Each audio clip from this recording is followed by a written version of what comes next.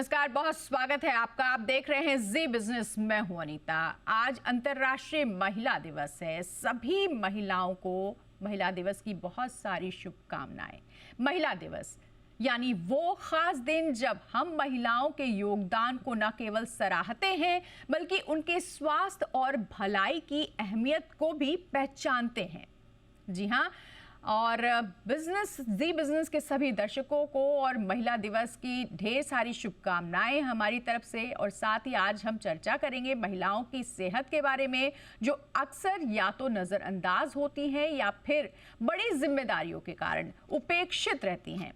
महिलाओं के शरीर में होने वाले बदलाव और उनकी सेहत से जुड़ी समस्याएं जैसे मासिक धर्म, गर्भावस्था जैसे महत्वपूर्ण पहलुओं पर चर्चा करना बहुत ज़रूरी है, खासकर आज के दिन इसलिए क्योंकि महिलाओं का स्वास्थ्य सबसे ज़्यादा अहमियत रखता है। महिलाएं जिम्मेदारी ना सिर्फ घर की निभाती हैं, समाज और देश में भी उनकी महत्वपूर्ण भूमिका है। इसलिए सबसे पहले सेहत का ख्याल रखना ज़रूरी है और इसीलिए आज का दिन हमने चुना महिलाओं की सेहत से जुड़ी कई अहम विषयों पर चर्चा करने के लिए। तो आज महिला दिवस पर हम बात करेंगे महिलाओं के हेल्थ के बारे में और हमारे साथ हैं सीनियर गायनेकोलॉजिस्ट डॉक्टर रेणुका पाठक। उनसे बात करेंगे। बहुत स्वागत है डॉक्टर रेणुका आपका। और सबसे पहले तो अंतर्राष्ट्रीय महिला दिवस की आपको बहुत सारी शुभकामनाएं। Thank you very much. और आप सबको भी महिला दिन की बहुत बहुत शुभकामनाएं and happy women's day to all. बिल्कुल। आज हम महिलाओं के प्रोडक्टिविटी और सेहत से जुड़े हुए विषय हमने लिया है और इस पे हम चर्चा कर रहे हैं। सबसे बड़ी समस्या महिलाओं की जो होती है वो इर्रेगुलर पीरियड्स की होती है, अनियमितता की होती है, जिससे कई गंभीर समस्याएं उत्पन्न होती हैं। डॉक्टर रेणुका, ये समस्याएं क्यों सामने आती हैं? बिल्कुल। नाउअडेज अभी तो हम देख रहे हैं कि बहुत सारी लड़कियां जो हैं वो अराउंड 12 टू 20 एज ग्रुप में हमारे पास बहुत लड़कियां आती है जिनको मासिक पाली की अनियमितता रहती है। और बहुत सारी लड़कियां पीसीओडी करके एक विशिष्ट बीमारी है जिसके अधीन रहते हैं। और अभी गूगल होने के कारण आप आपके मासिक पाली की अनियमितता कभी टाइप कर लो तो तुरंत आपको डायग्नोसिस आ जाएगा पीसीओडी। तो बहुत सारी लड़कियां हम देख रहे हैं कि इस उम्र में पीसीओडी से पीड़ित दिखती है। की समस्या ही इरेगुलर पीरियड की वजह है, ये भी जानना चाहेंगे। और क्या पीसीओडी ओवरवेट की वजह से भी होता है, वजन ज्यादा होने की वजह से भी होता है, जो आजकल के युवाओं में खास करके महिलाओं की बहुत बड़ी समस्या हो गई है, ओबेसिटी की समस्या? सच बोलूं तो पीसीओडी यानी पॉलीसिस्टिक ओवेरियन डिजीज ये बीमारी नहीं है पर एक हार्मोनल इम्बैलेंस है। तो हार्मोनल इम्बैलेंस की वजह से माहवारी बराबर टाइम पर नहीं आती है। इन लड़कियों में बहुत बार वजन बढ़ने लगता है और ये भी एक कारण उससे संलिग्न होता है। तो वजन बढ़ना और पीसीओडी ये दोनों एक साथ ही चलते हैं और वजन बढ़ने के कारण पीसीओडी भी ज्यादा दिखाई देने लगा है। अभी हम देखते हैं कि वजन बहुत ज्यादा बढ़ा हुआ, बॉडी मास इंडेक्स जो हम कैलकुलेट करते हैं हर पेशेंट का, तो बहुत ज्यादा आता है। और वेट की समस्या एक बड़ी समस्या हमें अभी यंग गर्ल्स में दिखाई देती है। और जब वेट बढ़ने लगता है तो पीसीओडी की समस्या उसके साथ ही आती है। सो वेट कंट्रोल करना ये एक बहुत इंपॉर्टेंट चीज है मैनेजमेंट ऑफ पीसीओडी के लिए। तो बिल्कुल। जैसे मैंने बोला कि पीसीओडी एक हार्मोनल इम्बैलेंस है, तो हार्मोनल इम्बैलेंस करेक्ट करने के लिए हमारे पास मेडिसिन से भी ज्यादा हमें जीवन शैली में बदलाव लाना बहुत इम्पोर्टेंट है। एंड यंग एज में लड़कियों में हम ये बदल लाएंगे तो डेफिनेटली आगे चल के जो पीसीओडी के साइड इफेक्ट्स है वो डेफिनेटली कम हो जाएंगे। बिल्कुल डॉक्टर रेणुका, आपने साइड इफेक्ट्स की बात की। पीसीओडी या पीसीओएस, ये जो आपने बताया हार्मोनल डिसबैलेंस है, ये इनफर्टिलिटी के लिए भी जिम्मेदार है? असर पड़ता है हाँ इसका? बिल्कुल। पॉलिसिस्टिक ओवेरियन डिजीज जैसे मैंने बोला, ये एक एंटिटी नहीं है। इसमें मासिक पाली की अनियमितता, वजन बढ़ना, हम्म, अनैसर्गिक जगहों पर बाल दिखाई देना जिसको हम हिर्सुटिज्म बोलते हैं, हम्म, तो वो भी इसमें दिखाई देता है। एक्ने या बॉइल्स, पिंपल्स यंग गर्ल्स में आने लगते हैं, तो ये भी उसकी एक समस्या हो सकती है। तीसरी बात है कि इनफर्टिलिटी जो आपने अभी बोला कि हम्म, पॉलिसिस्टिक ओवेरियन डिजीज, इसमें हार्मोनल इम्बैलेंस होने के कारण हम्म, आपका स्त्री बीज या ओवम तैयार नहीं होता है, और इसके कारण इनफर्टिलिटी ऐसे लड़कियों में थोड़ी ज्यादा दिखाई देती है। हम्म, इसका अर्थ ये नहीं होता है कि हर एक पीसीओडी को इनफर्टिलिटी होगी ही, हम्म, पर इन लोगों में ज्यादा दिखाई देता है, ये डेफिनेटली सच है। बिल्कुल। डॉक्टर रेणुका, एक सर्वे से ये पता चला है कि हर 5 में से एक महिला को पीसीओडी की प्रॉब्लम है। आपने बताया ये हार्मोनल डिसबैलेंसेस है। हार्मोनल डिसबैलेंसेस होने की वजह क्या है? क्या लाइफस्टाइल भी एक वजह है इसकी? हाँ, बिल्कुल। मेरे हिसाब से लाइफ़स्टाइल जो बदली हुई है हमारी, इसी कारण ये हमें इतना ज़्यादा दिखाई दे रहा है अभी। जैसे मैंने बोला है कि जीवन शैली के बदल यानी क्या? आपका आहार, आपका व्यायाम करने का पैटर्न, दूसरी बात है आपका स्लीप पैटर्न यानी कितने घंटे आप सोते हो। हम्म, वो एडिक्शंस जैसे अभी अल्कोहल, स्मोकिंग, ये भी एडिक्शंस लड़कियों में हम काफी दिखते हैं अभी। तो ये सब चीजें डेफिनेटली हार्म करती है। तीसरी बात है एनवायरमेंटल इश्यूज, जैसे प्लास्टिक्स का इश्यूज है, फर्टिलाइजर्स है, हमारे पेस्टिसाइड्स और फर्टिलाइजर्स, इनसे भी हमने ये समझा है कि पीरियड्स के प्रॉब्लम्स उससे भी एसोसिएटेड है। ये सब चीजें हम पर असर कर रही है, पर हम इसमें क्या कर सकते हैं? तो definitely regular exercise, regular diet और स्लीप पैटर्न आपका बराबर रखना, ये 3 चीजें हमें डेफिनेटली करना बहुत बहुत जरूरी है। बिल्कुल, यानी लाइफस्टाइल बहुत ज़्यादा ज़रूरी है कि हम उसको सुधारें। डॉक्टर, आजकल टीनेज गर्ल्स में खास करके और प्रेग्नेंट लेडीज़ में ज़्यादातर एक बहुत बड़ी हार्मोनल डिसबैलेंस की प्रॉब्लम देखी जाती है, वो है थायराइड। ये प्रॉब्लम क्या पीसीओडी के लिए भी जिम्मेदार है? इसके होने के पीछे की वजह क्या है? थायराइड डेफिनेटली ज्यादा दिखाई दे रहा है। Actually we are not able to understand कि एग्जैक्टली थायराइड अभी क्यों ज्यादा हम्म, बढ़ रहा है। अभी हम सॉल्ट में भी थायराइड के आयोडीन सप्लीमेंटेशन दे रहे हैं, पर फिर भी थायराइड का इशू डेफिनेटली बढ़ रहा है। वो देख रहे हैं कि उसका एसोसिएशन पीसीओडी से डेफिनेटली है, हम्म, पर मैं बोलूंगी ज्यादा करके डायबिटीज का एसोसिएशन पीसीओडी से ज्यादा है। शुगर ज्यादा इंटेक लेने से हम्म, आपका इंसुलिन रेजिस्टेंस बढ़ेगा, और इंसुलिन रेजिस्टेंस से ज्यादा पीसीओडी दिखती है। हम्म, थायराइड से भी ज्यादा मैं बोलूंगी कि इंसुलिन रेजिस्टेंस और diabetes, this is more problematic than thyroid. बिल्कुल। हार्मोनल डिसबैलेंसेस एक परेशानी तो है, लाइफस्टाइल से भी जुड़ी हुई परेशानी है। इसके साथ ही साथ रिप्रोडक्टिव एज जो है वो भी कहीं ना कहीं आगे बढ़ गई है। ऐसे में हार्मोनल डिसबैलेंसेस कहीं किसी तरह की परेशानी गर्भावस्था में तो उत्पन्न नहीं करते, इसके लिए जिम्मेदार तो नहीं होते। Hormonal imbalance, hormones are required for pregnancy.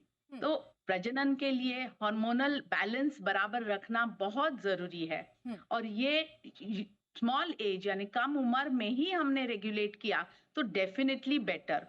हमारी रिप्रोडक्टिव एज जो रहती है, विंडो बोलते हैं, तो ये around 18 years to 35 years. 35 years के बाद आपका प्रजनन पोटेंशियल या रिप्रोडक्टिव पोटेंशियल ये कम हो जाता है, क्योंकि आपका जो ओवम रहता है उसकी एक लाइफ रहती है, और ये after the age of 35 fertility एकदम डिक्रीज हो जाती है। हम्म, इसके कारण हम बोलते हैं कि 18 टू 35 इस उम्र में you should think about pregnancy, और प्रेगनेंसी के बारे में सोचना तो शुरू करना जरूरी है। बट बिल्कुल। nowadays because of women's education literacy, hmm, they are running after careers, और उसके पीछे भागते भागते रिप्रोडक्टिव विंडो कहीं ना कहीं मिस होती जा रही है। तो बिल्कुल। डेफिनेटली मैं लड़कियों को ये बोलूंगी कि ये दोनों का बैलेंस रखना बहुत ज्यादा जरूरी है, और इसकी इंफॉर्मेशन उनको पता रहनी चाहिए कि before the age of 35 they have to start the family. It is very very important. बिल्कुल डॉक्टर रेणुका, आपने बहुत इंपॉर्टेंट बात बताई, क्योंकि आजकल जो गर्ल्स हैं जॉब के और करियर के चक्कर में 30 से ऊपर जा करके तो उनकी नौकरी लगती है और 35 कब क्रॉस हो जाता है पता ही नहीं चलता. लेकिन अब हम बात कर रहे हैं बच्चों की. अगर बच्चों की बात करें, चाइल्ड गर्ल्स की बात करें, तो उनमें आजकल बहुत पहले, समय से पहले पीरियड स्टार्ट्स हो जाते हैं. इसके पीछे की वजह क्या है? हार्मोनल रीजंस हैं, या इसमें भी लाइफस्टाइल है, या फिर ओबेसिटी है? कारण क्या है? इसमें एक तो कारण ओबेसिटी है. चाइल्डहुड ओबेसिटी भी बहुत ज्यादा बढ़ गई है. सो ओबेसिटी के कारण भी प्यूबर्टी जल्दी आ रही है. और सेकेंडली, एज जैसे मैंने बोला है, पेस्टिसाइड्स, फर्टिलाइजर्स, प्लास्टिक्स हमारे यहाँ बहुत ज्यादा यूज रहे. That is also one of the reasons कि जिसके कारण प्यूबर्टी जल्दी आ रही है. तो डेफिनेटली अभी, पहले तो हम बोलते थे कि पीरियड्स 11 इयर्स 12 इयर्स के बाद है, but nowadays we are seeing it 9 10 also. बिल्कुल. जितनी भी परेशानियों पर आज हमने चर्चा की डॉक्टर रेणुका, वो सभी परेशानियां हार्मोनल डिसबैलेंस की वजह से ही होती हैं. इनको कैसे बैलेंस किया जा सकता है, और किसी तरह का डिसबैलेंस हो ही ना, इसके लिए किस तरह से लाइफस्टाइल अपनाया जाए? सच बोले तो हम एक्चुअली बहुत सारी चीजें पहले करते थे, अभी हम भूल गए या नहीं करते हैं. तो सिंपल चीजें हैं, जैसे आपको डेली आपको एक 45 मिनट्स का एक्सरसाइज रूटीन डेफिनेटली रखना ही चाहिए. भले आप कुछ भी कर रहे हो, आपको 45 मिनट्स का एक 20 मिनट्स एरोबिक एक्सरसाइज. एरोबिक यानी आप साइकिलिंग, वॉकिंग, जॉगिंग ये कर सकते हो, या आप जिम या आप जुम्बा क्लास ज्वाइन कर सकते हो. दूसरा है, उसके साथ साथ आपको योगा, प्राणायाम, ये बहुत बहुत इम्पोर्टेंट है, जिसके कारण हम हमारा बॉडी का स्टैमिना और ऑक्सीजन कैपेसिटी हम बिल्ड कर सकते हैं. ये एक बात है कि हम डाइट, एक्सरसाइज डेली रूटीन में इंक्लूड करना बहुत जरूरी है, और ये छोटे बच्चों में और लड़कियों में ये इनकलकेट करना बहुत जरूरी है. दूसरी बात है डाइट. डाइट में हम बोलते हैं, पर हमारा जो इंडियन डाइट है, इसमें हम रोटी और चावल खाते हैं, जो कार्बोहाइड्रेट्स देते हैं हमारे फूड में, और सब्जियां और दाल लेते हैं, जिसमें हम प्रोटीन सप्लाई करते हैं, और ग्रीन लीफी वेजिटेबल्स भी हमारे डाइट में रहते ही है. So this actually is a very balanced diet, and वो यदि करेक्ट अमाउंट में और विशिष्ट टाइम पर ले लो. Meal timings are also very important. आप कभी भी नहीं खा सकते हो, कभी भी स्नैकिंग नहीं कर सकते हो. तो ये थोड़े से आपको उस पर रिस्ट्रिक्शंस लगाएंगे, तो डेफिनेटली आपका डाइट में सुधार होगा. One more thing I would like to suggest is sugar, refined sugars, which are actually introduced in this last century only, has really caused more harm.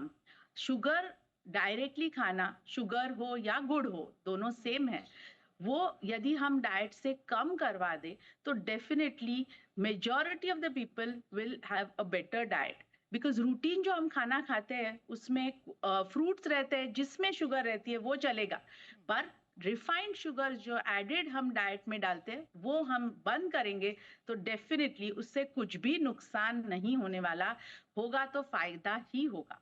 बिल्कुल. So, तो ये एक मैं नुक्सा डेफिनेटली सबको बोलूंगी. And thirdly, mobile usage. Mobile usage के कारण आप रात को सोते नहीं है, बहुत लेट सोते हैं. लेट सोने के कारण आपका जो हार्मोनल रिदम है, वो भी उससे डिस्टर्ब हो जाता है. इसलिए दे शुड अंडरस्टैंड कि रात को सोना है, सुबह जल्दी उठना है. ये जो पहले से हम देखते आए, इन हमारे प्राचीन संस्कृति में यही लिखा है, पर ये हम बहुत दूर भाग रहे हैं इससे. तो ये हमें वापस उसको एकत्रित करके ये हमारी जीवन शैली में बदल लाना बहुत जरूरी है. बिल्कुल, बहुत इंपॉर्टेंट बातें बताई डॉक्टर रेणुका आपने, और खास करके मेरा अगला सवाल यही होने वाला था कि नींद की जो कमी है, वो चाहे हाउसवाइफ हो या फिर वर्किंग लेडी हो, ये सबकी लाइफ में है, इसका कितना असर पड़ता है. लेकिन इसके साथ आपने क्योंकि ये बता ही दिया, वुमेन्स डे पर आप क्योंकि जो हाउसवाइफ होती हैं वो भी घर में वर्किंग होती हैं, वर्किंग लेडीज तो जो बाहर जाती हैं उसके अलावा घर में आकर के वो घर के काम करती हैं। देश की आधी आबादी को वुमेन्स डे पर क्या सजेस्ट करना चाहेंगी, क्या सलाह देना चाहेंगी ताकि फिट रहे ये आधी आबादी, फिट रहे इंडिया? मैं तो यही सलाह दूंगी, ये सिंपल त्रिसूत्री है जिसमें आपको डाइट बराबर रखना है। आप घर में खाना बना रहे हो, आप सबको सर्व कर रहे हो, तो आप इस पर नियंत्रण रख सकते हो और आपने रखना चाहिए भी। ये बहुत इम्पोर्टेंट रोल है हर मदर का। इन 50% हमारी लेडीज घर पे है, तो they have to take care of the family and that they should do it consciously and they should be aware of it. दूसरी बात है एक्सरसाइज। घर पे हो, बाहर जा रहे हो, there should be no excuse. हम सोचते हैं कि छोटे हैं तो एक्सरसाइज करेंगे, बड़े होकर एक्सरसाइज करेंगे, ऐसे नहीं है। जैसे हम रोज नहाते हैं, क्यों साफ रखना है इसलिए, उसी तरह हमें रोज एक्सरसाइज करना ही चाहिए। ये घर पे हो या काम कर रहे हो, सबने करना बहुत बहुत जरूरी है। और बिल्कुल। तीसरी बारी है कि एडिक्शंस से दूर रहना, ये सबको करना बहुत जरूरी है। Now it's not only alcohol और स्मोकिंग और जी दूसरा ये पर मोबाइल एडिक्शन, ये इससे हमें कम कर कैसे कर सकते हैं, यही हमारा बहुत बड़ा चैलेंज है। बिल्कुल, तो घर की सेहत का ख्याल तो रखिए लेकिन उसके साथ साथ अपनी सेहत का भी खूब ख्याल रखिए। आपकी सेहत आपके परिवार के लिए और आपके समाज के लिए, आपके देश के लिए बहुत जरूरी है। बहुत शुक्रिया डॉक्टर रेणुका इस पूरी बातचीत के लिए। एक बार फिर से अंतर्राष्ट्रीय महिला दिवस की आपको बहुत सारी शुभकामनाएं।